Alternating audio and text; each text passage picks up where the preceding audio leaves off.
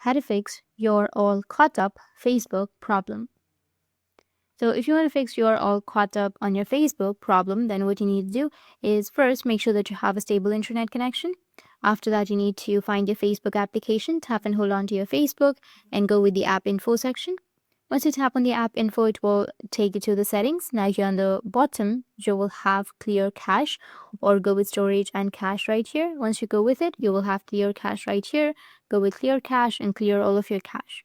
Once you've cleared your cache, your problem might be fixed. If that doesn't fix your problem, then the next thing you need to do is go back and then open up your Play Store. After opening your Play Store, you need to go with search, and under search, you need to search for Facebook. And if you have any updates under your Facebook, just go and update it. And once you've updated, your problem might be fixed. But if you're still facing the problem of you're all caught up on your Facebook, then it means that you've already viewed all of the the new post that your friends or that the person that you're following has added.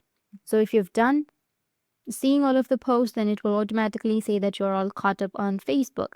In order to remove that, you need to add more friends or you need to follow more person.